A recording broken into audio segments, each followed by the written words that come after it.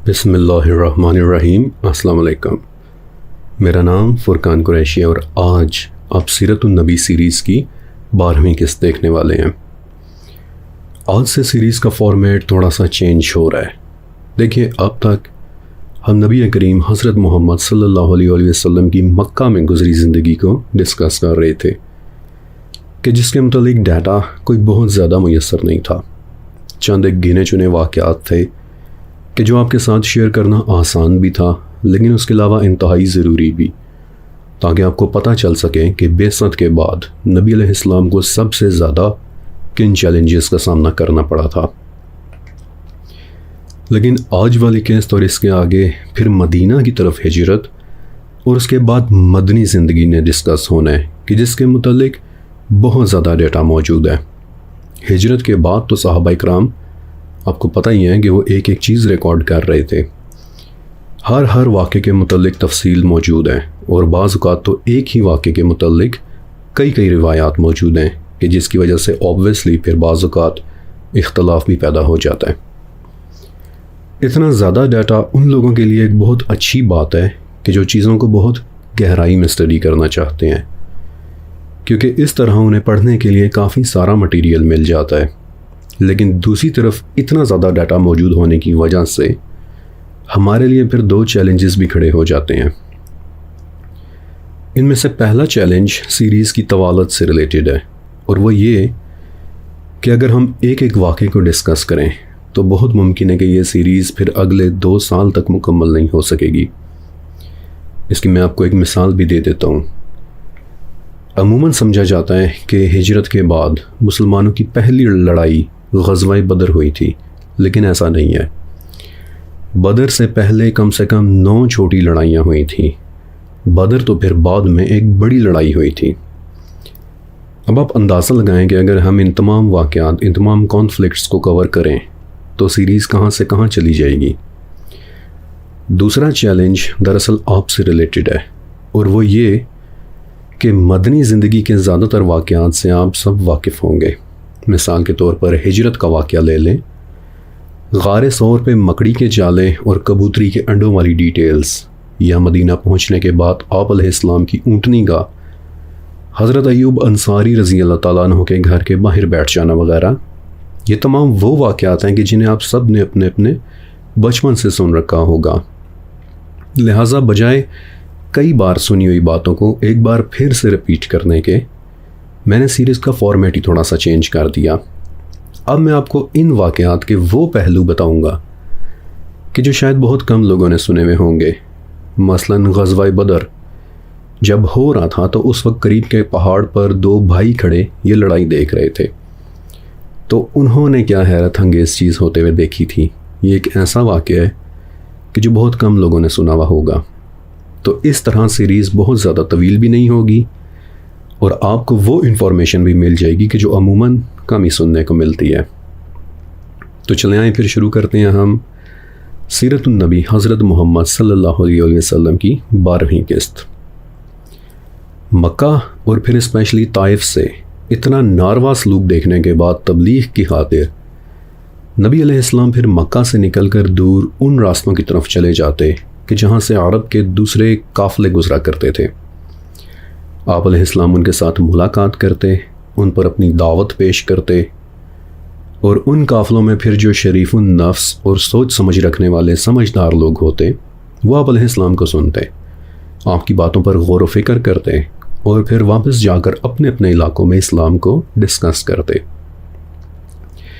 تو اسی دوران نبی علیہ السلام کو پتہ چلا کہ یثرب یعنی مدینہ کا پرانا نام، نبی علیہ السلام کو پتہ چلا کہ یثرب سے اثر و رسوخ انفلوئنس رکھنے والے کچھ لوگ حقبہ نام کی ایک جگہ پر اکٹھے ہو رہے ہیں۔ تو آپ علیہ السلام ان سے ملنے حقبہ گئے اور ان پر دین اسلام کی دعوت پیش کی۔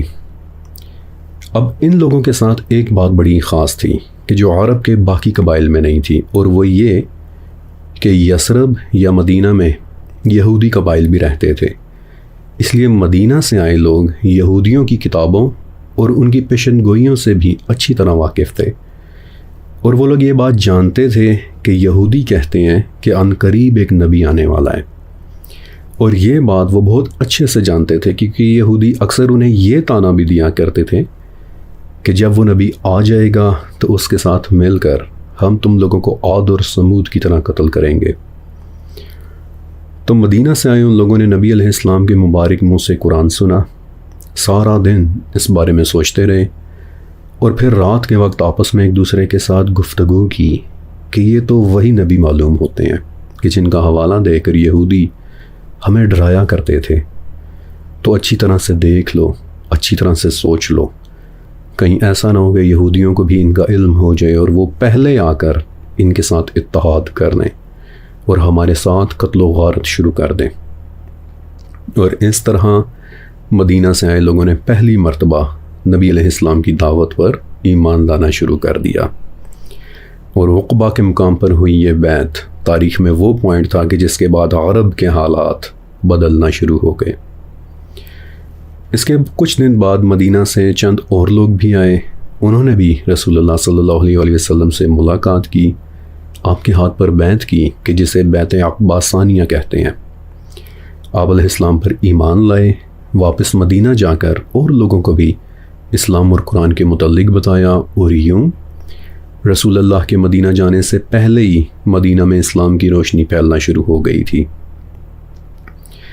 اس دوران مدینہ سے ایک بڑی نفیس شخص سوید ابن صامت رسول پاک صلی اللہ علیہ وسلم سے ملنے کے لیے عقبہ آئے، اور پرسنلی مجھے ان کا یہ واقعہ بڑا ہی پسند ہے۔ آ کر رسول اللہ کو کہتے ہیں کہ ابو القاسم، کیا آپ مجھے ایسی کوئی بات بتا سکتے ہیں کہ جو میں نے پہلے کبھی نہ سنی ہو؟ نبی علیہ السلام نے ان سے پوچھا کہ آپ نے پہلے کیا سن رکھا ہے سوید؟ تو بولے کہ ایک مرتبہ میں نے لقمان نامی ایک عقل مند شخص کی باتیں سنی تھی، یعنی حکیم لقمان کی حکایات، اور پھر سوید نے ان میں سے کچھ باتیں نبی علیہ السلام کے سامنے بتائیں بھی۔ تو رسول پاک نے فرمایا کہ یقیناً یہ بہت اچھی باتیں ہیں، لیکن اب آپ اللہ کا کلام سنیں۔ اور پھر سوید کے سامنے نبی علیہ السلام نے قرآن پاک کی تلاوت کی، سوید خاموشی کے ساتھ اسے سنتے رہے، اور پھر کہتے کہ ابو القاسم یہ تو بڑا ہی زبردست کلام ہے۔ کہتے ہیں کہ دوبارہ مدینہ واپسی تک سوید پورا راستہ کچھ نہیں بولے تھے، بس خاموش رہ کر قرآن کی آیات پر غور کرتے چلتے گئے، اور مدینہ جا کر کہتے کہ میں ابو القاسم کے دین پر ایمان لاتا ہوں۔ اور کچھ روایت سے پتہ چلتا ہے کہ کچھ لوگوں نے اس بات پر غصے میں آ کر سوید کا قتل بھی کر دیا تھا۔ اس کے علاوہ مدینہ میں کچھ دلچسپ واقعات بھی پیش آئے کہ جو قابل ذکر واقعات ہیں۔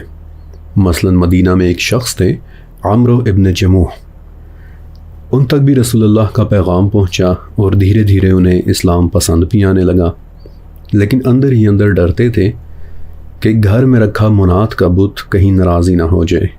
تو ان کے ایک بیٹے تھے کہ جو عمرو کو سمجھاتے تھے کہ والد محترم یہ بت محض پتھر ہیں، لیکن عمرو اس بت کو نکالنے سے سٹل ڈر رہے تھے۔ تو ایک رات ان کے بیٹے معاذ نے کیا کیا کہ انہوں نے منات کو اٹھایا اور باہر ایک گڑھا کھود کر اس کے اندر پھینک آئے۔ اگلی صبح جب عمرو اٹھے اور بت کو اپنی جگہ نہیں دیکھا تو بڑے پریشان ہوئے، یہواں ڈھونڈا، دیکھنے کے لیے گھر سے باہر چلے گئے، منات کو گڑھے کے اندر گرا ہوا دیکھا، اسے اٹھایا، دھو کر واپس اپنی جگہ رکھا، اور اس مرتبہ اس کے گلے میں ایک تلوار لٹکا دی تاکہ اگر پھر سے کوئی دوبارہ ایسی حرکت کرنے کے لیے آئے تو منات اسے بدلہ لے لے۔ لیکن اگلی صبح پھر منات صاحب گڑھے میں گرے ہوئے تھے، اور نہ صرف یہ بلکہ اس مرتبہ تو اس کے گلے میں ایک مردہ جانور بھی لپٹا ہوا تھا۔ تو اس دن فائنلی عمرو کو احساس ہوا کہ یہ تو واقعی محض پتھر ہیں، اور اس کے بعد بالآخر وہ بھی پھر مسلمان ہو گئے تھے۔ اور یوں مدینہ میں بڑھتے ہوئے مسلمانوں کی تعداد نے رسول اللہ کو مدینہ تشریف لانے کی دعوت دے دی۔ اس دوران مکہ میں نبی علیہ السلام نے ایک رات ایک خواب دیکھا کہ مسلمان ایک ایسی جگہ کی طرف چلے جا رہے ہیں کہ جہاں بہت خوبصورت کھجوروں کے باغات ہیں۔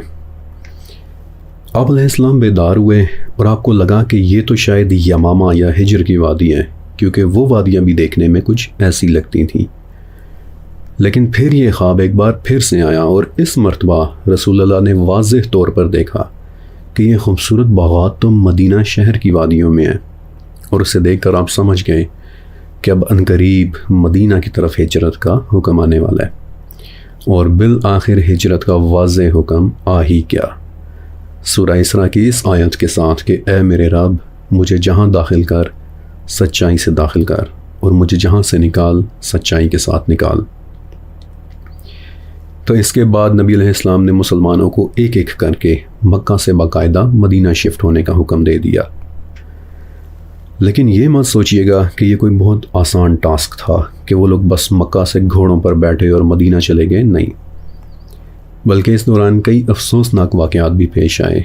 مثلا مکہ کے ایک صحابی تھے حضرت صہیب رضی اللہ تعالیٰ عنہ۔ وہ مکہ کے ایک امیر آدمی تھے، لیکن راستے میں قریش نے انہیں روک لیا، کہتے کہ صہیب صرف تبھی تمہیں جانے کی اجازت دیں گے جب اپنی ساری دولت مکہ میں چھوڑ کر جاؤ گے۔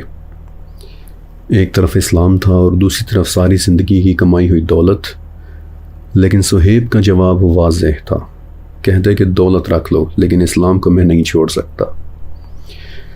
بلکہ قریش کی زیادتی پر نبی علیہ السلام بڑے دکھی بھی ہوئے تھے اور فرمایا تھا کہ دیکھو یہ لوگ صہیب کو کیسے لوٹ رہے ہیں۔ بہرحال ایک ایک کر کے تقریباً تمام مسلمان مدینہ ہجرت کر گئے، اور ایک ٹائم ایسا آیا کہ مکہ میں رسول اللہ صلی اللہ علیہ وسلم، ابو بکر صدیق رضی اللہ تعالیٰ عنہ اور علی بن ابی طالب رضی اللہ تعالیٰ عنہ کے علاوہ اور کوئی مسلمان نہیں بچا تھا۔ لیکن اس میس مائیگریشن سے قریش کے ذہن میں ایک وسوسہ پیدا ہو گیا۔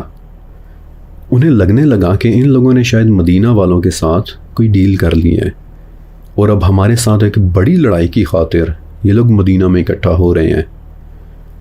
لہٰذا انہوں نے آپس میں ایک میٹنگ رکھنے کی سوچی، یوں کہہ لے کہ مکہ کی سیکیورٹی کونسل کا اجلاس، اور طے یہ ہوا کہ فلاں دن تمام بڑے سردار دار الندوہ میں ملیں گے اور دیکھیں گے کہ اب آگے کیا کرنا ہے۔ لیکن جس دن یہ لوگ دار الندوہ میں اکٹھے ہوئے، اس دن عمارت کے دروازے پر کسی نے ایک معمر بوڑھے شخص کو کھڑے ہوئے دیکھا۔ یہ ایک ایسا آدمی تھا کہ جسے اس دن سے پہلے مکہ میں کبھی کسی نے نہیں دیکھا تھا۔ لوگوں نے اس سے پوچھا کہ آپ کون ہیں اور یہاں کیا کر رہے ہیں؟ تو اس نے بڑے سلیقے اور روب کے ساتھ بتایا کہ میں نجد سے آیا ہوا ایک مسافر ہوں۔ پتہ چلا کہ آپ لوگ یہاں کسی اہم معاملے کے لیے اکٹھے ہو رہے ہیں، تو سوچا کہ شاید آپ کو ایک بہتر مشورہ دے دوں۔ خیر یہ میٹنگ شروع ہوئی۔ انہوں نے آپس میں پوچھا کہ مسلمانوں کے 3 لوگ مکہ میں رہ گئے ہیں، ان کے ساتھ کیا کرنا ہے؟ تو کسی نے کہا کہ زنجیروں سے باندھ دیتے ہیں۔ اسے کسی اور نے جواب دیا کہ باقی کتنوں کو تم نے زنجیروں کے ذریعے روک لیا ہے کہ جو انہیں بھی روک لو گے۔ کسی نے کچھ رائے دی، کسی نے کچھ رائے، اور جب سبھی خاموش ہو گئے تو اس وقت یہ نجدی بوڑھا کہ جو بذات خود ابلیس تھا، وہ بولا کہ معاذ اللہ محمد کو قتل کر دو، نقل کفر کفر نباشد۔ سب لوگ حیرت سے اس کا منہ دیکھنے لگ گئے۔ تو وہ بولا کہ قتل کر دو، مگر قریش کے ہر قبیلے میں سے ایک آدمی لو کہ جو اس قتل میں شامل ہو، کیونکہ اس طرح قتل کا الزام کسی ایک کے سر پر نہیں آئے گا، اور بنو ہاشم میں اتنی طاقت نہیں ہے کہ تم سب سے بدلہ لے سکیں۔ کہتے ہیں کہ ابو جہل نے اس وقت بڑی خوشی سے ایک نعرہ مارا تھا، جبکہ باقی لوگ بوڑھے کی اس چالاکی پر حیران رہ گئے۔ لیکن اس پورے واقعے کی خبر وحی کے ذریعے نیچرلی نبی علیہ السلام کو مل چکی تھی، اور آپ نے کیا کیا؟ آپ نے اپنی چادر، ایک بہت خوبصورت اور بابرکت حضرمی چادر، علی بن ابی طالب رضی اللہ تعالیٰ عنہ کو دی اور کہا کہ علی اسے اوڑھتے ہوئے بے خوف ہو کر میری جگہ سو جاؤ، کیونکہ قریش تمہارا کچھ نہیں بگاڑ سکیں گے۔ اور خود آپ علیہ السلام دروازے سے باہر نکلے۔ حالانکہ پلان کے مطابق قریش کے ہر قبیلے کا ایک ایک آدمی تلوار اٹھائے آپ کے دروازے کے باہر کھڑا ہوا تھا، لیکن ان میں سے ایک بھی شخص رسول اللہ کو نہیں دیکھ پایا تھا، یہاں تک کہ آپ علیہ السلام نے مٹی اٹھا کر ان کے سروں پر پھینکی اور سورہ یاسین کی تلاوت کرتے ہوئے ان کے درمیان سے نکل کر گزر گئے، لیکن نہ تو وہ لوگ آپ علیہ السلام کو دیکھ سکے اور نہ ہی آپ علیہ السلام کی آواز سن سکے۔ اللہ اکبر۔ وہ لوگ نبی علیہ السلام کو کیوں نہیں دیکھ سکے تھے؟ اگر آپ سورہ یاسین کی 9 نمبر آیت کو دیکھیں تو اس میں ایک پردے کا ذکر ہے کہ جو اگر سامنے آ جائے تو نظر آنا بند ہو جاتا ہے۔ اب اگر میں اس پردے کی نیچر کے متعلق بتانا شروع کروں تو پھر ویورز کہتے ہیں کہ سر آپ نے ویوز کی خاطر ایک کو چھوڑ کر دوسرا ٹاپک شروع کر لیا ہے۔ حالانکہ دیکھا جائے تو میں کون سا اپنی زندگی کی کہانی سنا رہا ہوں کہ جس سے کسی کو اپنا وقت ضائع ہوتا محسوس ہونے لگتا ہے، بلکہ اگر میں کوئی انفارمیشن دیتا بھی ہوں تو اس کا مقصد آپ کو صرف ایڈیشنل انفو دینا ہوتا ہے، لیکن پھر ہمیشہ یہ کمپلین آتی ہے کہ سر آپ ٹاپک سے ہٹ کر ادھر ادھر کی بتانا شروع ہو جاتے ہیں۔ لہٰذا نظروں کو روک دینے والے اس پردے کو ہم نہیں ڈسکس کرتے، اپنے ہجرت کے ٹاپک پر ہی اسٹک رہتے ہیں۔ تو یہ وہ پوائنٹ تھا کہ پھر جہاں سے آگے ہجرت مدینہ کا سفر شروع ہوا، اسلامی تاریخ کا ایک ایسا واقعہ کہ جس میں تقریباً کوئی اختلاف نہیں ہے۔ 13 سال تک مکہ میں ایک سخت زندگی گزارنے کے بعد نبی علیہ السلام اپنے پیارے دوست حضرت ابوبکر صدیق رضی اللہ تعالیٰ عنہ کے ساتھ مدینہ کی طرف ہجرت کر گئے۔ ایک ایسا موقع کہ جہاں سے ہمارا اسلامی کیلنڈر شروع ہوا تھا۔ آج اس ویڈیو کی ریکارڈنگ کے وقت ذی القعدہ کی 22 تاریخ اور سن 1446 ہجری ہے، اور اس کیلنڈر کا آغاز، یہ جو تاریخ میں آپ کو بتا رہا ہوں، اس کا آغاز نبی پاک حضرت محمد صلی اللہ علیہ وآلہ وسلم کے اس ہجرت والے سفر سے ہوا تھا۔ نبی علیہ السلام اور صدیق اکبر مکہ سے مدینہ کی طرف چل پڑے، اور پیچھے مکہ میں کفار نے جب علی بن ابی طالب رضی اللہ تعالیٰ عنہ کو آپ علیہ السلام کی جگہ سوتے دیکھا تو روایات سے پتہ چلتا ہے کہ وہ زبردستی انہیں کعبہ تک لے گئے اور ایک طرح سے انہیں اریسٹ کر لیا، انٹروگیشن کی خاطر اپنی کسٹڈی میں رکھ لیا کہ شاید ان سے کوئی خبر مل جائے۔ لیکن جب کچھ نہ مل سکا تو ابو جہل صدیق اکبر کے گھر گیا، دروازہ کھٹکھٹایا، آپ کی بیٹی اسما رضی اللہ تعالیٰ عنہ باہر نکلی اور ان سے پوچھنے لگا کہ تمہارے والد کہاں ہیں۔ جب انہوں نے جواب دیا کہ مجھے نہیں پتا، تو اس بدبخت نے انہیں اتنی زور کا تھپڑ مارا کہ ان کے کان سے بالیاں نکل کر نیچے زمین پر گر گئیں۔ دوسری طرف رسول اللہ اور صدیق اکبر مدینہ کے راستے میں تھے، اور ابو بکر صدیق رضی اللہ تعالیٰ عنہ کے غلام تھے عامر ابن فہیرہ رضی اللہ تعالیٰ عنہ۔ وہ ان کی اس طرح ہیلپ کر رہے تھے کہ جہاں جہاں سے یہ حضرات گزرتے وہاں وہاں عامر اپنی بکریوں کو لے کر چلتے رہتے تاکہ ریت اور مٹی سے ان دونوں کے فٹ پرنٹس ساتھ ساتھ غائب ہوتے چلے جائیں اور ان کے ذریعے کفار کہیں انہیں ٹریک نہ کر لیں۔ لیکن رسول اللہ کس طرف جا رہے تھے، بالآخر مکہ والوں کو اس بات کا علم ہو ہی گیا، لیکن ہوا کس طرح، یہ ایک بڑی حیرت انگیز سی بات ہے۔ اپنے سفر کے دوران رسول اللہ نے دراصل ایک جگہ سٹاپ کیا تھا، ایک جھونپڑی کے پاس کہ جہاں چند بکریاں بندھی ہوئی تھیں، اور ان بکریوں کی مالکہ کا نام تھا ام معبد، صحراؤں میں رہنے والی ایک مضبوط خاتون۔ نبی علیہ السلام نے ان سے پوچھا کہ ام معبد، کیا آپ کی بکریوں سے ہمیں کچھ دودھ مل سکتا ہے؟ حالانکہ ان کی بکریاں بڑی کمزور اور لاغر تھیں، لیکن معجزاتی طور پر اس دن بکریوں نے جتنا دودھ وہ دے سکتی تھیں اتنا دودھ دیا۔ ام معبد کے تمام برتن بھر گئے، اور یہ بات انکلیئر ہے کہ اس وقت وہاں سے اللہ تعالیٰ کی کون سی مخلوق گزر رہی تھی، لیکن وہاں سے کوئی مخلوق گزری، اور صدیق اکبر رضی اللہ تعالیٰ عنہ کی وہی بیٹی اسما جنہیں ابو جہل نے مارا تھا، وہ کہتی ہیں کہ ہم نے مکہ میں ایک آواز سنی۔ وہ آواز چلتی چلی جا رہی تھی اور اس کے کہنے والا دکھائی نہیں دیتا تھا، لیکن ہم سب نے سنا کہ صحرا کی طرف سے ایک آواز چلتی چلی آ رہی ہے، اور وہ کہہ رہی ہے کہ ام معبد کے خیمے میں آنے والوں پر سلامتی، تم ان خاتون اور ان کے بھرے ہوئے برتنوں سے پوچھ لو کہ آنے والے بہت مبارک تھے، تم اگر ان کی بکریوں سے پوچھ لو تو وہ تک گواہی دے دیں گی کہ آنے والے بہت مبارک تھے۔ اور یہ کہتی ہوئی وہ آواز مکہ کے پہاڑوں کی طرف چڑھتی چلی جا رہی تھی۔ اسما رضی اللہ تعالیٰ عنہ بتاتی ہیں کہ اس آواز کے آنے تک مکہ میں کسی کو کچھ نہیں پتا تھا کہ رسول اللہ کہاں ہیں، لیکن سب نے نوٹس کیا کہ یہ آواز اس طرف سے چلتی چلی آ رہی ہے کہ جس طرف مدینہ ہے، اور اس طرح قریش والوں کو اندازہ ہو گیا کہ یقیناً رسول اللہ بھی مدینہ ہی کی طرف گئے ہوں گے۔ لیکن وہ آواز تھی کس مخلوق کی، یہ بات شاید اب ہمیں کبھی پتہ نہیں چل سکے گی۔ جب مکہ والوں کو اس بات کا علم ہو گیا تو انہوں نے ایک طرح کی باؤنٹی مقرر کر دی کہ ابو بکر اور محمد صلی اللہ علیہ وآلہ وسلم کو زندہ یا ادروائز کیپچر کرنے والے کے لیے 100 اونٹ کا انعام ہوگا۔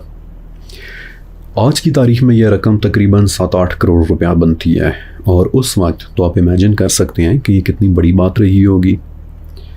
خیر مکہ میں ایک شخص تھے سراقہ ابن مالک رضی اللہ تعالیٰ عنہ، بعد میں مسلمان ہو گئے تھے۔ کہتے ہیں کہ جب مجھے پتہ چلا کہ رسول اللہ اور صدیق اکبر پر اتنی بڑی باؤنٹی رکھی گئی ہے تو میرے دل میں خیال آیا کہ کیوں نہ میں انہیں اکیلا ہی جا کر کیپچر کر لوں۔ تو میں اپنا گھوڑا لے کر مدینہ جانے والے راستے پر نکل پڑا، اور کچھ آگے جانے کے بعد دور سے مجھے دونوں صاحب مدینہ کی طرف جاتے ہوئے دکھائی دیے۔ میں محتاط ہو کر چھپ کر ان کی طرف بڑھنے لگا اور نوٹس کیا کہ رسول اللہ قرآن کی تلاوت کر رہے ہیں، جبکہ صدیق اکبر بار بار پیچھے مڑ کر دیکھ رہے ہیں۔ آپ ایک منٹ کے لیے امیجن کریں، اس منظر کو امیجن کریں۔ ابو بکر صدیق اس وقت نبی علیہ السلام کے لیے کتنے پروٹیکٹیو ہوئے تھے۔ سراقہ کہتے ہیں کہ میں رسول اللہ کے اتنا قریب پہنچ گیا کہ مجھے ان کی تلاوت کی آواز بھی سنائی دینے لگی، لیکن اچانک مجھے احساس ہوا کہ میرے گھوڑے کی اگلی ٹانگیں ریت کے اندر دھسنا شروع ہو گئی ہیں۔ میں تھوڑا سا گھبرا گیا کہ یہ شاید محمد کی تلاوت کی وجہ سے ہے، چنانچہ میں نے انہیں آواز دی اور کہا کہ محمد، میں آپ کو کوئی نقصان پہنچانے نہیں آیا، آپ مجھے اور میرے گھوڑے کو واپس جانے دیں۔ نبی علیہ السلام رک گئے اور انہوں نے مسکرا کر میرے لیے دعا کی، اور میں نے دیکھا کہ گھوڑے نے بڑے آرام سے ریت میں پھنسی ٹانگیں باہر نکال لی ہیں۔ میں تھوڑی دیر کے لیے رکا رہا، لیکن پھر میرے دل پر سونٹوں کا لالچ حاوی آ گیا اور میں پھر سے آگے بڑھا تاکہ آپ علیہ السلام کو پکڑ لوں، لیکن اس مرتبہ تو میرے گھوڑے نے ایک زوردار چیخ ماری اور پیٹ تک ریت کے اندر دھنس گیا، یہاں تک کہ اس ٹائم مجھے اندازہ ہو گیا کہ میں محمد صلی اللہ علیہ وسلم تک نہیں پہنچ سکتا۔ چنانچہ اس مرتبہ میں نے سچے دل سے کہا کہ ٹھیک ہے، اب میں آپ کا پیچھا نہیں کروں گا، اگر آپ میرے سامان میں سے بھی کچھ لینا چاہتے ہیں تو وہ بھی لے لیں۔ نبی علیہ السلام نے کہا کہ نہیں، تم بس اپنے آپ کو روکے رکھو اور کسی اور کو ہم تک نہ پہنچنے دینا۔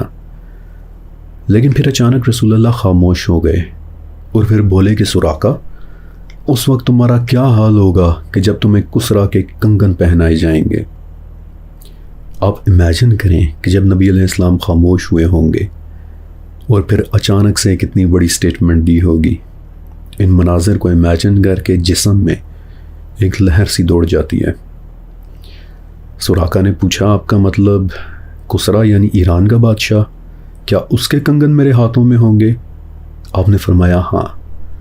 سراقہ خاموش ہو گئے اور پھر وہاں سے واپس چلے گئے، اور کہتے ہیں کہ راستے میں مجھے جو بھی قریش والا ملتا میں اسے کہہ دیتا کہ رسول اللہ یہاں نہیں ہے، اور تمہیں پتہ ہی ہے کہ مجھے ان راستوں کے متعلق کتنے اچھے طریقے سے علم ہے۔ نبی علیہ السلام کی سراقہ بن مالک کے متعلق یہ پیشن گوئی کئی سال بعد عمر ابن خطاب رضی اللہ تعالیٰ عنہ کے زمانے میں پوری ہوئی تھی کہ جب ایران فتح ہوا اور مال غنیمت میں ایران کے بادشاہ کسرا کے کنگن بھی آئے تھے، اور عمر ابن خطاب نے سراقہ بن مالک کو جب وہ کنگن پہنائے تو سراقہ کہتے ہیں کہ میں پھوٹ پھوٹ کر رونے لگ گیا، اور مجھے رسول اللہ کی وہ بات یاد آ گئی کہ سراقہ، اس وقت تمہارا کیا حال ہوگا کہ جب تمہیں کسرا کے کنگن پہنائے جائیں گے۔ اللہ اکبر، جسم میں ایک لہر دوڑ جاتی ہے اس طرح پیارے نبی کی پیاری سچی باتیں دیکھ کر۔ ہجرت کے سفر کے دوران غار ثور والا واقعہ بھی ہوا کہ جو یقیناً آپ سب نے اپنے بچپن سے سن رکھا ہوگا کہ کیسے نبی علیہ السلام اور صدیق اکبر ثور نامی ایک غار میں رکے، اور اس کے منہ پر راتوں رات مکڑی نے ایک جالا بن دیا اور کبوتری نے اس کے دہانے پر انڈے دے دیے کہ جو یقیناً اللہ کے حکم سے تھا، تاکہ اگر کوئی اس غار تک پہنچ بھی جائے تو اسے لگے کہ اس غار کے اندر تو کوئی جا سکتا ہی نہیں ہے، کیونکہ اگر کوئی گیا ہوا ہوتا تو یقیناً یہ جالا ٹوٹا ہوا ملتا، اور ایسا ہوا بھی۔ مکہ کے سردار اس غار تک پہنچے بھی، اور ابو بکر صدیق رضی اللہ تعالیٰ عنہ بتاتے ہیں کہ ہمیں ان کے پاؤں تک دکھائی دے رہے تھے، لیکن جالا اور انڈے کو دیکھنے کے بعد وہ لوگ اس غار کو نظر انداز کر کے آگے چل دیے۔ روایات سے پتہ چلتا ہے کہ صدیق اکبر اور رسول اللہ صلی اللہ علیہ وسلم 3 دن تک اس غار میں رہتے رہے تھے۔ اگر پیدل چلیں تو غار ثور مکہ سے تقریباً 1 گھنٹے کے فاصلے پر ہے، اور 3 دن تک یہاں رکنا ایک اسٹریٹجک فیصلہ تھا تاکہ مکہ والوں کے اوپر نظر رکھی جا سکے۔ ان 3 دنوں کے دوران صدیق اکبر کی بیٹی اسما آپ دونوں حضرات کو کھانا لا کر دیا کرتی تھیں، اور رات کے وقت ابو بکر صدیق رضی اللہ تعالیٰ عنہ کے ایک غلام آپ حضرات کو دودھ وغیرہ پہنچا دیا کرتے تھے، اور ساتھ ہی مکہ میں ہونے والی نئی ڈیولپمنٹس کے متعلق انفارمیشن بھی کہ اس وقت وہاں کیا چل رہا ہے۔ اور چوتھے دن نبی علیہ السلام اور ابو بکر صدیق رضی اللہ تعالیٰ عنہ ایک مرتبہ پھر سے مدینہ کے اپنے سفر پر چل دیے۔ 8 دن تک وہ ستمبر کے گرم اور ہیومیڈیٹی والے موسم میں عرب کے اس عظیم صحرا میں چلتے رہے، اور پھر بالآخر مدینہ کے قریب ایک چھوٹے سے گاؤں قباء میں پہنچ کر ایک نئے دور کی بنیاد رکھ دی۔ ایک ایسا دور کہ جس کی وجہ سے آج ہم یہاں اس خوبصورت اور علمی محفل میں بیٹھے ہوئے ہیں۔ قباء کا گاؤں بھی مدینہ سے پیدل چلنے پر 35 سے 40 منٹس کا راستہ ہے۔ نبی علیہ السلام وہاں پہنچے، اور دوسری طرف مدینہ سے بھی کچھ لوگ آپ علیہ السلام کو ملنے، آپ کو ویلکم کرنے کے لیے قباء آ گئے۔ 5 دن تک آپ علیہ السلام وہیں ٹھہرے رہے، اور پھر جمعے کے دن، اس خوبصورت جمعے کے دن، اللہ کے پیارے نبی حضرت محمد صلی اللہ علیہ وسلم مدینہ چلے گئے۔ کسی نے مدینہ والوں کو بتایا تھا کہ نبی علیہ السلام نے سفید رنگ کے کپڑے پہنے ہوئے ہیں۔ تو بعد میں صحابی بننے والے ایک شخص تھے، عروہ ابن زبیر رضی اللہ تعالیٰ عنہ۔ وہ ہر روز صبح کے وقت قباء سے آنے والے راستے پر جا کر بیٹھ جاتے اور دیکھتے رہتے کہ کہیں سفید لباس میں ملبوس کوئی شخص تو آتا دکھائی نہیں دے رہا۔ اور بالآخر جمعے کے دن خوشی سے ان سب کی آنکھیں نم ہو گئیں کہ جب انہوں نے دیکھا کہ دور سے رسول پاک اور ابو بکر صدیق آہستہ آہستہ مدینہ کی طرف چلتے چلے آ رہے ہیں۔ بائی دا وے مدینہ میں ایک ایشو یہ بھی تھا کہ بہت سے لوگوں نے ابھی بھی رسول اللہ کو دیکھا ہوا نہیں تھا کہ آپ علیہ السلام دیکھنے میں کیسے ہیں۔ لہٰذا جب انہوں نے صدیق اکبر اور آپ علیہ السلام کو ساتھ ساتھ دیکھا تو جن لوگوں کو نہیں پتا تھا وہ آپس میں گفتگو کرنے لگ گئے کہ ان میں سے محمد کون سے ہیں۔ تو اس دوران نبی علیہ السلام ایک درخت کے نیچے بیٹھے، اور صدیق اکبر نے اپنی چادر سے آپ کے اوپر سایہ کر دیا، اور تب پھر سب کو پتہ چل گیا کہ اتنے پیارے اور مبارک چہرے والے یہی ہیں اللہ کے رسول۔ اور مدینہ کی بچیوں اور عورتوں نے اپنی چھتوں پر کھڑے ہو کر خوشی سے تاریخ کی سب سے پرانی نعت پڑھی تھی، طلع البدر علینا، طلع البدر علینا۔ مدینہ شفٹ ہونے کے بعد نبی علیہ السلام نے جو کام سب سے پہلے کیے ان میں سے ایک تھا ایک باقاعدہ مسجد کی تعمیر۔ لہٰذا تاریخ میں اسلام کی سب سے پہلی مسجد وہاں بنائی گئی کہ جہاں نبی علیہ السلام نے پہلا سٹے کیا تھا، قباء کی بستی میں۔ یہ مسجد جسے مسجد قباء کہتے ہیں آج بھی موجود ہے۔ ظاہر ہے کہ اب تو مسجد اٹ سیلف کافی جدید ہو چکی ہے، لیکن مسجد آج بھی موجود ہے۔ اور پھر دوسری مسجد مدینہ کے بالکل سینٹر میں بنائی گئی کہ جسے میں اور آپ آج مسجد نبوی کے نام سے جانتے ہیں، میرے پیارے نبی کی پیاری مسجد۔ نبی علیہ السلام کی مدینہ میں آمد کے بعد بہت سارے ایسے واقعات پیش آئے کہ جو یقیناً آپ سب نے سن رکھے ہوں گے کہ کیسے نبی علیہ السلام حضرت ایوب انصاری کے گھر رکے، اور وہ تمام ڈیٹیلز کہ جن کی اگر ہم تفصیل میں جائیں تو ایک ایک واقعہ پوری قسط لے سکتا ہے۔ البتہ مسجد نبوی کی پیاری تعمیر کے متعلق میں آپ کو ایک بات ضرور بتانا چاہتا ہوں کہ اس کی اوریجنل تعمیر ایسے ہوئی تھی کہ کچی اینٹوں کی دیواریں تھیں کہ جن پر مٹی اور گارے کا لیپ ہوا ہوا تھا۔ اس کے تنے کھجور کے درخت سے بنے تھے، اور اس کی چھت پر پہلے تو انہوں نے صرف کھجور کے خشک پتے ڈال دیے، لیکن پھر انہیں لگا کہ بارش سے یہ چھت لیک ہوگی، اس لیے بعد میں چھت پر بھی ایک طرح کا کچا لینٹر یعنی مٹی اور گہرے سے بنی ایک تہ ڈال دی گئی کہ جس سے پھر بارش کا پانی نیچے نہیں گر سکتا تھا۔ ہاں، مسجد میں محراب اس وقت نہیں تھی۔ محراب کا ڈیزائن مساجد کے آرکیٹیکچر میں بہت بعد میں ایڈ کیا گیا تھا، اور اس کی کچھ وجوہات تھیں، وہ پھر کبھی۔ لیکن سچ کہوں تو اگر میں اس عمارت یعنی اوریجنل مسجد نبوی کی کچی عمارت کے اندر بیٹھنا امیجن کروں تو بھلے ہی وہ کوئی بہت مہنگی اور پرشکوہ عمارت نہیں تھی، لیکن اس کے اندر بیٹھنے کو امیجن کرنے سے جتنا سکون محسوس ہوتا ہے اتنا سکون تو شاید سونے سے بنے کسی محل میں بیٹھنے سے بھی محسوس ہوتا نہیں ہوگا۔ اور اسپیشلی جب رات کے وقت صحابہ نے وہاں قندیلیں یعنی چراغ لٹکائے تو اس پر نبی علیہ السلام بہت خوش ہوئے تھے۔ بلکہ ایک صحابی تھے حضرت تمیم الداری رضی اللہ تعالیٰ عنہ. آپ نے ان کا نام یقیناً سنا ہوگا کیونکہ بعد میں دجال کے ساتھ ملاقات انہی تمیم الداری کی ہوئی تھی. کتاب الصحابہ للمدینی میں لکھا ہے کہ شام کو تمیم الداری زیتون کا تیل اور ایک رسی لے کر آئے اور اس میں بڑی خوبصورتی سے ایک چراغ جلا کر لٹکایا. تو رسول اللہ نے پوچھا کہ یہ روشنی کس نے جلائی ہے؟ بتایا گیا کہ تمیم ابن اوس یعنی تمیم الداری نے. تو رسول اللہ نے دعا دی اور فرمایا کہ تمیم، تم نے تو اسلام کو روشن کیا ہے، اللہ تعالیٰ دنیا اور آخرت میں تمہیں روشنی دے گا. لیکن جو بات میں آپ کو بتانا چاہتا تھا وہ یہ ہے کہ مسجد نبوی کے گرد رسول اللہ نے اپنے لیے 2 حجرے بھی تعمیر کروائے تھے جہاں آپ اور آپ کے مبارک گھر والے رہتے تھے. لیکن پھر ایونچولی ان 2 حجروں کی تعداد 9 ہو گئی. انہیں حجرات مقدسہ کہتے ہیں اور انہیں آپ نے اپنے ذہن میں رکھنا ہے. ویڈیو کے آخر میں آپ کو حجرات مقدسہ کے متعلق ایک بہت ہی دل کو چھو لینے والی بات بتانے والا ہوں. مسجد نبوی صرف ایک مسجد نہیں تھی، یہ اس سرزمین پر اس وقت مسلمانوں کی سب سے بڑی عبادت گاہ، ان کا کمیونٹی سینٹر، ان کی یونیورسٹی اور مسلمانوں کے ایڈمنسٹریٹو امور کو مینج کرنے والا ایک ادارہ ہوا کرتی تھی. وہیں بیٹھ کر نبی علیہ السلام مسلمانوں کو تعلیم دیا کرتے تھے اور اس دوران ایک حیرت انگیز واقعہ بھی پیش آیا، اور یہ واقعہ ہے ستون حنانہ یعنی روتے ہوئے ایک ستون کا. میں نے آپ کو بتایا تھا کہ مسجد نبوی میں ستونوں کے طور پر کھجور کے تنوں کا استعمال ہوا تھا.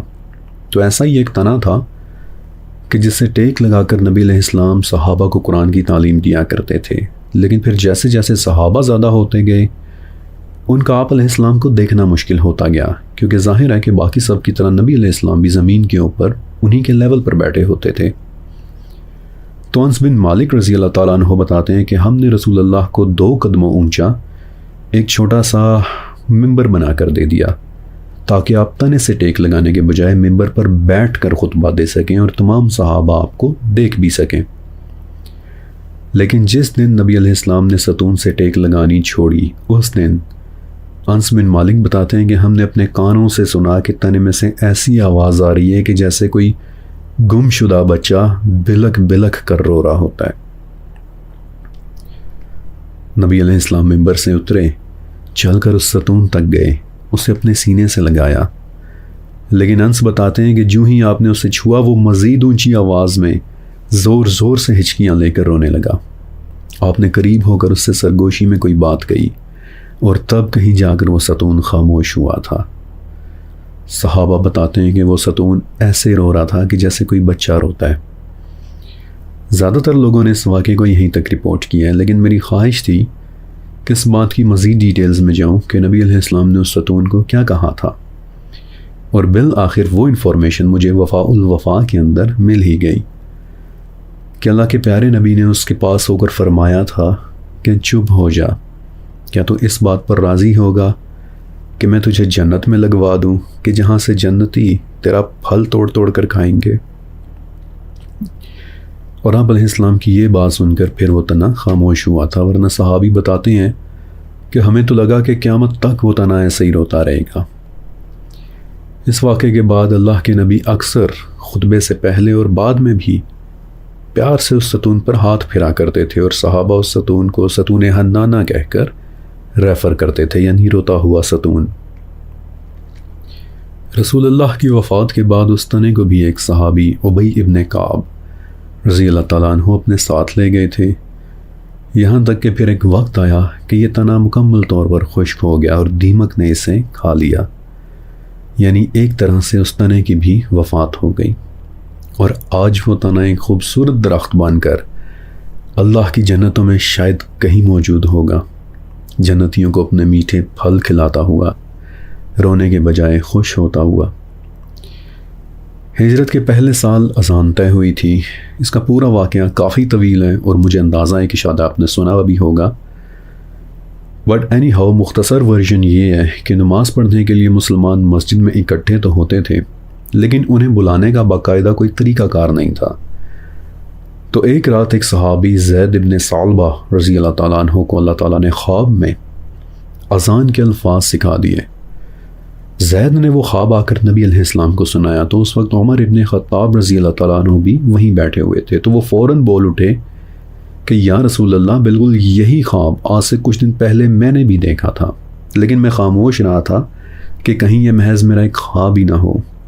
اور یوں ایگزیکٹلی یہی اذان کہ جو آج میں اور آپ مسجدوں میں گونجتی سنتے ہیں، انہی الفاظ کے ساتھ یہ اذان تاریخ میں پہلی مرتبہ بلال حبشی رضی اللہ تعالیٰ عنہ نے مسجد نبوی میں ادا کی تھی۔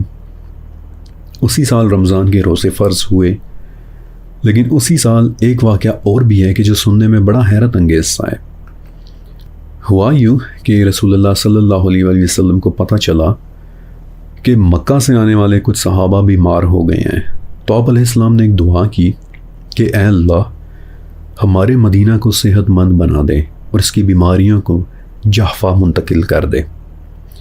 اور عبداللہ ابن عمر رضی اللہ تعالیٰ عنہ بتاتے ہیں کہ اسی شام میں نے دیکھا کہ ایک عجیب و غریب خوفناک بکھرے بالوں والی ایک عریاں برہنہ کالی عورت ہے کہ جو جھومتی ہوئی مدینہ سے نکل کر جحفہ کے پہاڑوں کی طرف جا رہی ہے۔ یہاں تک کہ ابن عمر کے علاوہ مدینہ سے باہر بھی کچھ لوگوں نے اس مخلوق کو راستے میں چل کر پہاڑوں کی طرف جاتے ہوئے دیکھا تھا، اور جب انہوں نے نبی علیہ السلام کو اس عجیب منظر کی اطلاع کی تو آپ نے بتایا کہ وہ بیماری تھی کہ جو مدینہ سے نکل کر پہاڑوں کی طرف چلی گئی ہے۔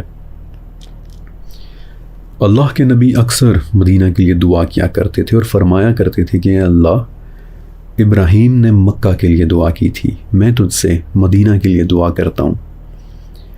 جب بھی مدینہ میں نئے سیزن کا پھل پیدا ہوتا تو صحابہ اسے لے کر نبی علیہ السلام کے پاس آتے تھے، آپ اس پھل کے لیے بھی دعا کرتے اور پھر سب سے چھوٹے بچے کو بلا کر اسے وہ پھل کھانے کے لیے دے دیا کرتے تھے۔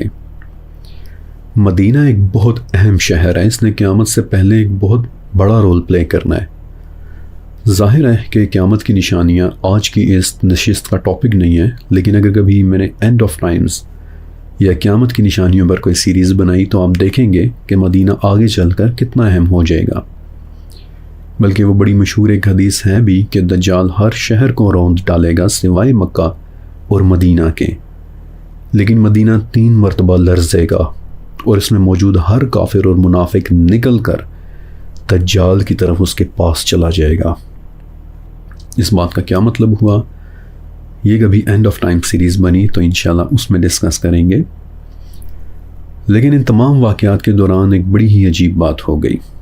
ہوا یوں کہ مکہ میں رسول اللہ کی پیٹرنل فیملی کے کچھ لوگ تو ابھی بھی رہ ہی رہے تھے، مثلا آپ علیہ السلام کی پھوپھیاں، آپ علیہ السلام کے کچھ چچا۔ تو ایک رات آپ علیہ السلام کی پھوپھی عاتقہ نے ایک خواب دیکھا۔ عاتقہ بعد میں مسلمان ہوئی تھی یا نہیں یہ بات انکلیئر ہے۔ بہرحال عاتقہ بنت عبد المطلب نے ایک خواب دیکھا کہ ایک آدمی ہے کہ جو مکہ کی طرف چلتا چلا آ رہا ہے اور اس نے ہاتھ میں ایک بڑا سا پتھر اٹھایا ہوا ہے۔ وہ آدمی مکہ کے قریب ایک پہاڑ کے اوپر کھڑا ہو گیا اور زور سے وہ پتھر نیچے مکہ کی طرف پھینکا، یہاں تک کہ راستے میں ہی وہ پتھر ٹکڑے ٹکڑے ہو گیا اور مکہ میں کوئی گھر ایسا نہیں بچا کہ جہاں اس پتھر کا کوئی ٹکڑا نہ گرا ہو۔ عاتقہ نے یہ خواب اپنے گھر والوں کے ساتھ شیئر کیا، یہاں تک کہ ہوتے ہوتے ان کا یہ خواب پورے مکہ میں پھیل گیا اور شہر میں دہشت کا ایک ماحول پیدا ہو گیا۔ نیچرلی وہ لوگ یہ سمجھنے لگے کہ خواب والے وہ شخص محمد تھے اور اب وہ مکہ پر حملے کی تیاریاں کر رہے ہیں، اور بیسیکلی یہ وہ خواب تھا کہ جس کی وجہ سے ہجرت کے دوسرے ہی سال مکہ اور مدینہ والوں کے درمیان ایک بڑی لڑائی ہو گئی کہ جسے میں اور آپ غزوہ بدر کہتے ہیں۔ غزوہ بدر ایگزیکٹلی کیسے شروع ہوا، اس میں مسلمانوں کی بیٹل فارمیشن کیا تھی، اس کے محرکات کیا تھے، بیٹل کے دوران کیا کچھ ہوا یا پھر بعد میں اس کے کیا نتائج نکلے، یہ ایک بہت بہت بہت طویل گفتگو ہے۔ میرا نہیں خیال کہ 2 قسطیں بھی اسے مکمل طریقے سے کور کر پائیں گی، لیکن غزوہ بدر کے واقعات میں سے ایک بات ایسی ہے کہ جو میں آپ کے ساتھ ضرور شیئر کرنا چاہتا ہوں، اور وہ یہ کہ اس بیٹل میں فرشتے بالخصوص شامل ہوئے تھے، اور یہ بات قرآن پاک میں مینشن ہے، آل عمران کی 123 اور 124 نمبر آیت، کہ جس میں اللہ تعالیٰ فرما رہے ہیں کہ بدر میں جب تم لوگ انتہائی کمزور تھے تو ہم نے تمہاری مدد کے لیے 3000 فرشتے بھیجے۔ اور پھر اللہ تعالیٰ یہ بھی فرما رہے ہیں کہ ان فرشتوں کا بھیجنا صرف تمہاری تسلی کے لیے تھا، ورنہ مدد تو صرف اللہ کی ہوتی ہے۔ لہٰذا یہ بات کنفرم ہے کہ بدر کی لڑائی میں مدد کے لیے فرشتے آئے تھے، لیکن کیا ہمارے پاس اس حوالے سے کوئی واقعہ موجود ہے کہ جس سے ہمیں اندازہ ہو سکے کہ کیسے غزوہ بدر باقی لڑائیوں سے مختلف تھی؟ تو جی، ایسے 2 واقعات ہیں۔ ابن عباس رضی اللہ تعالیٰ عنہ بتاتے ہیں کہ بدر ہونے کے طویل عرصے بعد بنو غفار کے ایک آدمی نے مجھے بتایا، اور آپ کو یاد ہوگا کہ بنو غفار پہاڑوں میں رہنے والے بڑے سخت لوگ تھے کہ جو قافلوں وغیرہ کو لوٹ لیا کرتے تھے۔ تو اس آدمی نے ابن عباس رضی اللہ تعالیٰ عنہ کو بتایا کہ جب بدر کی لڑائی ہو رہی تھی تو اس وقت میں اور میرا ایک کزن، ہم لوگ اونچے پہاڑ پر چڑھ کر ایک ایسی جگہ کھڑے ہو گئے کہ جہاں سے ہمیں بدر کی لڑائی صاف نظر آ رہی تھی، لیکن ہمیں کوئی اور نہیں دیکھ سکتا تھا۔ اور اس طرح چھپ کر دیکھنے کے پیچھے ہمارا یہ مقصد تھا کہ ہم لڑائی دیکھیں گے اور جو بھی جیتنا ہوا بعد میں اتر کر ہم اس کے ساتھ شامل ہو جائیں گے اور مال غنیمت لوٹیں گے۔ تو ابھی ہم لڑائی دیکھ ہی رہے تھے کہ اچانک آسمان سے گھوڑوں کے ہنہنانے کی آواز آئی، اور پھر ایک زوردار کڑاکا ہوا کہ جیسے کسی نے اپنا کوڑا چلایا ہو، اور ایک باروب اور گرجدار آواز میں کسی نے کہا ہیزوم، اور اس آواز کی صرف دہشت سے ہی میرے کزن کا دل پھٹ گیا، یعنی اس کو ہارٹ اٹیک ہو گیا، اور خوف کے مارے میں بدک کر ایک چٹان کے پیچھے بیٹھ گیا کہ جہاں تمام لڑائی پھر میں خوف کے مارے ہی کانپتا رہا تھا۔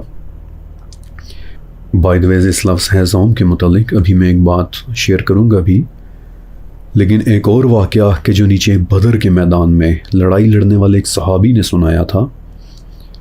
کہتے ہیں کہ میں کافر کے پیچھے بھاگ رہا تھا کہ اچانک میں نے اوپر سے ایک آواز سنی، ایک دم ہیزوم۔ میں نے اچانک گھبرا کر اوپر کی طرف دیکھا، وہاں کوئی نہیں تھا۔ میں نے دوبارہ نیچے کی طرف دیکھا اور دیکھا کہ وہی کافر جس کے پیچھے میں بھاگ رہا تھا وہ خون میں لت پت زمین پر گرا پڑا ہے، اس کے ناک کی ہڈی ٹوٹی ہوئی ہے، اور چہرہ ایسے ہو گیا ہے کہ جیسے کسی نے کوئی بہت طاقتور چیز اسے بہت زوردار طریقے سے اس کے منہ پر ماری ہو۔ اس کا چہرہ مکمل طور پر پھٹ چکا تھا۔ بعد میں اس صحابی نے جب رسول اللہ کو یہ واقعہ سنایا تو آپ نے فرمایا کہ اسے ایک ایسے فرشتے نے مارا تھا کہ جو تیسرے آسمان سے آیا تھا۔ اس واقعے نے مجھے بہت متاثر کیا، لہٰذا اس حوالے سے میں نے اپنے طور پر تھوڑی سی ریسرچ اور بھی کی، اور میں اس نتیجے پر پہنچا ہوں کہ جیسے ہیزوم اس فرشتے کے گھوڑے کا نام تھا۔ جب پہاڑ پر کھڑے 2 کزنز نے ہیزوم کے ہنہنانے کی آواز سنی تو فرشتے نے جیسے اسے روکتے ہوئے گرجدار آواز میں اس کا نام لیا تھا، ہیزوم، اور پھر اپنا کوڑا چلایا تھا کہ جو کزنز کو ایک کڑک کی طرح سنائی دیا تھا۔ اور پھر وہی فرشتہ جب اس نے ایک دم ہیزوم کہا، یعنی آگے بڑھو ہیزوم، تو اس وقت وہ فرشتہ کافر کے منہ کو چیر دینے کے لیے نیچے آ رہا تھا۔ 1 منٹ کے لیے امیجن کریں اس منظر کو۔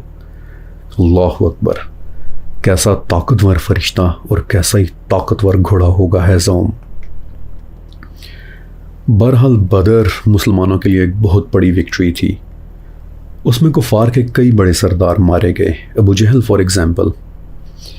یہ بات سچ ہے کہ ابو جہل پر معوذ اور معاذ رضی اللہ تعالیٰ عنہم نامی 2 کم عمر لڑکوں نے اٹیک کیا تھا، لیکن انہوں نے ابو جہل کو صرف فیٹلی وونڈ کیا تھا، یعنی اسے شدید ترین زخمی کیا تھا۔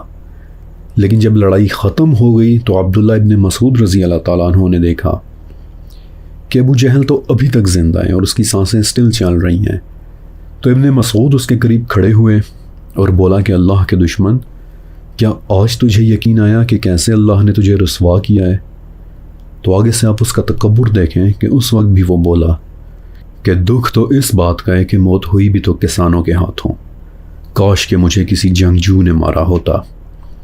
او بکریاں چرانے والے، آج کیا تو بہت بڑا ہو گیا ہے؟ یعنی اس نے ابن مسعود پر طنز کیا، کیونکہ ابن مسعود مکہ میں بکریاں چرایا کرتے تھے۔ لیکن پھر اس کے بعد ابن مسعود نے اسے وہیں پر ہی ختم کر دیا۔ آپ اس کی تلوار لے کر نبی علیہ السلام کے پاس گئے کہ جو نبی علیہ السلام نے واپس پھر عبداللہ ابن مسعود کو ہی دے دی تھی۔ بڑی خوبصورت تلوار تھی، اس پر چاندی کا بڑا انٹریکیٹ کام ہوا تھا۔ تلوار سے مجھے ایک اور واقعہ یاد آ گیا کہ بدر میں ایک صحابی تھے حضرت عکاشہ ابن محسن رضی اللہ تعالیٰ عنہ۔ تو لڑائی کے دوران ان کی تلوار ٹوٹ گئی اور رسول اللہ نے وہیں پر انہیں لکڑی کی ایک چھڑی پکڑا دی، اور دیکھنے والوں نے اپنی آنکھوں سے دیکھا کہ عکاشہ کے پاس آتے ہی وہ چھڑی ایک تیز دھار تلوار بن گئی ہے۔ بعد میں عکاشہ نے ساری زندگی اس تلوار کو اپنے پاس محفوظ رکھا تھا، اور ان کی وفات کے بعد یہ تلوار کئی صدیوں تک ان کی نسل میں چلتی رہی تھی، بلکہ عکاشہ نے اس کا ایک نام بھی رکھا تھا، عون یعنی مدد، کیونکہ وہ رسول اللہ نے مدد کے طور پر انہیں عطا کی تھی۔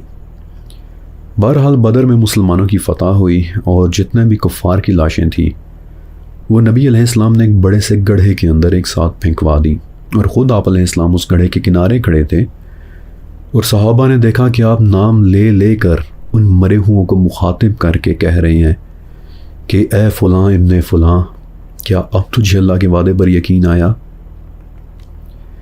عمر ابن خطاب بولے کہ یا رسول اللہ، یہ لوگ تو مر چکے ہیں۔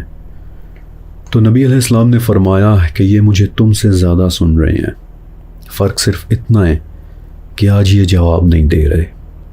اور ابو جہل کی لاش کے متعلق نبی علیہ السلام نے فرمایا تھا کہ یہ اس امت کا فرعون کہلایا جائے گا، اور ایسا ہی ہوا۔ اگر آپ نبی علیہ السلام کی اوورآل زندگی کو پڑھیں تو سچ تو یہ ہے کہ غیر مسلم بھی یہ کہنے پر مجبور ہو جاتا ہے کہ کیسی بابرکت اور معجزانہ زندگی تھی آپ کی۔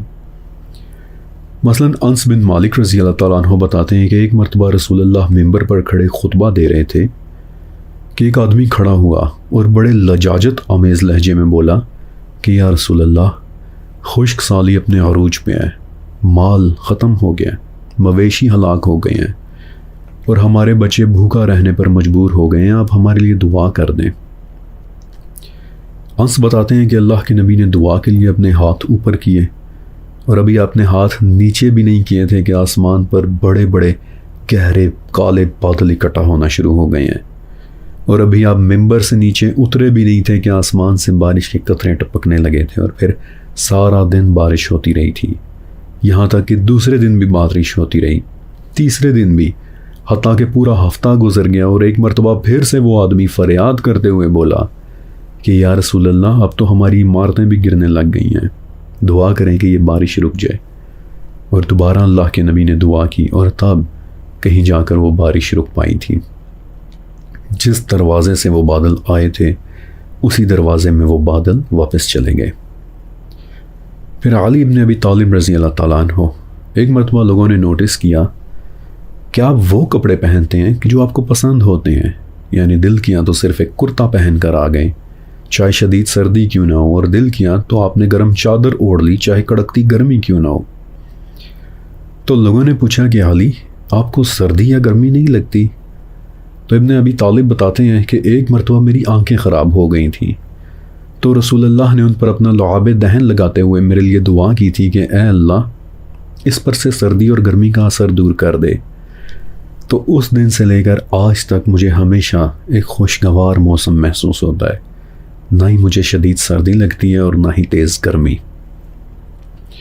یہ معجزہ بھی نبی علیہ السلام کی دعا کی برکت سے تھا۔ پھر ایک بڑا خوبصورت واقعہ ہے۔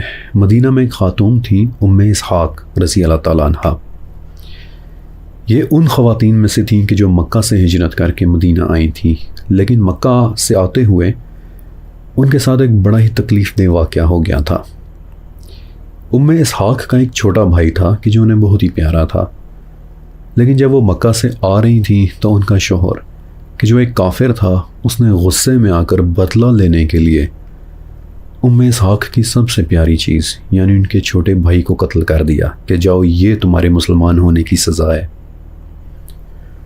تو مدینہ آنے کے بعد لوگ بتاتے ہیں کہ وہ اتنا رویا کرتی تھیں کہ آنسو ان کی آنکھوں میں نظر تو آتے تھے لیکن نیچے ان کے گالوں پر نہیں گرتے تھے، یعنی رو رو کر ام اسحاق کے آنسو بھی خشک ہو گئے تھے۔ تو ایک دن غم میں نڈھال رسول اللہ کے پاس گئیں۔ آپ علیہ السلام اس وقت وضو کر رہے تھے، تو ام اسحاق درد بھری روتی ہوئی آواز میں بولی کہ رسول اللہ، انہوں نے میرے چھوٹے بھائی کو قتل کر دیا ہے، میری طرف دیکھیں۔ نبی علیہ السلام نے نہیں دیکھا۔ اسحاق کی آنکھوں میں پھر سے آنسو آ گئے، بولی کہ رسول اللہ، انہوں نے میرے بھائی کو قتل کر دیا ہے، میری طرف دیکھیں۔ آپ نے پھر نہیں دیکھا، لیکن اس مرتبہ وضو کرتے کرتے آپ نے اپنے ہاتھ سے اسحاق کی طرف پانی کے چھینٹے پھینکے کہ جو ان کے چہرے پر گرے، اور دیکھنے والے بتاتے ہیں کہ اسحاق کے چہرے پر اس طرح کا سکون آ گیا کہ جیسے ایک معصوم سوتے ہوئے بچے کے چہرے پر ہوتا ہے۔ اور اس کے بعد ساری زندگی دوبارہ ہم نے اسحاق کو کبھی افسردہ اور پریشان نہیں دیکھا۔ اللہ اکبر۔ اب میں آپ کو ایک بہت ہی خاص بات بتانا چاہتا ہوں۔ یاد ہے میں نے بتایا تھا کہ مسجد نبوی کی تعمیر کے دوران نبی علیہ السلام نے مسجد کے ساتھ جڑے ہوئے 2 حجرات بھی بنوائے تھے کہ جو بعد میں ایونچولی 9 حجرات ہو گئے تھے۔ انہیں حجرات مقدسہ کہتے ہیں۔ ان حجروں میں نبی علیہ السلام اور ان کی پیاری فیملی رہا کرتی تھی۔ عمران ابن عنس رضی اللہ تعالیٰ عنہ ایک تابعی تھے۔ بتاتے ہیں کہ میں نے حجرات مقدسہ کو اپنی آنکھوں سے دیکھا ہے۔ کچی اینٹوں کی دیواریں، کھجور کے پتوں کی چھتیں اور مٹی سے لیپ ہوئی عمارت کہ جن میں اللہ کے نبی نے اپنی زندگی کے آخری سال گزارے تھے۔ بتاتے ہیں کہ میں ان حجرات میں داخل بھی ہوا، اور حالانکہ میرا قد چھوٹا تھا لیکن پھر بھی ان کی چھتیں اتنی نیچے تھیں کہ میں ہاتھ اونچا کر کے انہیں چھو بھی سکتا تھا۔ پھر ایک وقت آیا کہ نبی علیہ السلام کی وفات ہو گئی۔ ایک ایک کر کے وہ حجرات خالی ہونے لگ گئے۔ ان کے مکین اللہ تعالیٰ کے پاس چلے گئے، لیکن پھر بھی خلفائے راشدین نے انہیں نہیں چھیڑا۔ عمر بن خطاب کے بعد ایک حجرے کی چھت کافی خراب ہو گئی، لیکن پھر بھی کسی کا دل نہیں کیا کہ اپنے پیارے نبی کے گھروں کو ڈسٹرب کر دے۔ لیکن پھر خلیفہ ولید ابن عبد الملک کا زمانہ آ گیا۔ عمران بتاتے ہیں کہ اس دن میں مسجد نبوی میں ہی بیٹھا ہوا تھا، اور صحابہ کی اولاد کہ جو اس وقت جوان ہو چکی تھی وہ بھی میرے ساتھ مسجد کے احاطے میں ہی بیٹھی ہوئی تھی کہ اس دن مدینہ میں ولید کا خط آیا کہ حجرات مقدسہ کو گرا دیا جائے۔ عمران بتاتے ہیں کہ اس دن ہم لوگ جتنا روئے اتنا مدینہ میں کبھی کوئی نہیں رویا تھا۔ لوگوں کے آنسو ان کی داڑھیوں سے گرتے دکھائی دے رہے تھے۔ کوئی مسجد میں بیٹھا رو رہا تھا، کوئی اپنے گھر میں بیٹھا رو رہا تھا۔ وہ لوگ رو رہے تھے کہ آج نبی کے معصوم گھروں کو بھی گرا دیا جائے گا، کاش کہ انہیں اسی طرح چھوڑ دیا جاتا، ہم انہیں سنبھال لیتے، کاش انہیں کبھی نہ گرایا جاتا۔ یہ وہ گھر تھے جن میں ہمارے پیارے نبی کی معصوم زندگی گزری تھی، اس نبی کی زندگی جنہوں نے اسحاق کے آنسوؤں کو خوشیوں میں بدل دیا تھا۔ آج اس نبی کے پیارے گھر کو ہی گرا دیا گیا۔ آئی کینٹ ٹیل یو کہ یہ حصہ بیان کرتے ہوئے میرا دل کیا محسوس کر رہا ہے۔ آئی ہیو نو آئیڈیا کہ اس وقت انہوں نے کس طرح نبی علیہ السلام کے گھر کو گرایا ہوگا۔ حجرات مقدسہ اور ستون حنانہ آج بظاہر اس دنیا میں نہیں ہے، لیکن ان کی یاد ہمیشہ ہمارے دلوں میں زندہ رہے گی، اور وہ خود اس وقت اللہ کی جنتوں میں ہمیشہ ہمیشہ کے لیے زندہ ہوں گے۔ میرے پیاری نبی کے پیارے گھر، اس کے مکینوں پر اور اس کے ستونوں پر بھی لاکھوں کروڑوں درود و سلام۔ اس کے ساتھ آج کی قسط مکمل ہوتی ہے، اور اب آپ 2 کام ضرور کیجئے گا کہ ایک تو اس ویڈیو کو لائک کر دیں، اور دوسرا یہ کہ نیچے کمنٹ سیکشن میں لکھیں میرے پنڈ کمنٹ۔ ٹاپ کمنٹ کو ایک مرتبہ ضرور پڑھ لیجیے گا، کیونکہ اس کمنٹ میں آپ سب کے لیے میری طرف سے ایک بہت ضروری پیغام ہے۔ شکریہ اور اللہ حافظ۔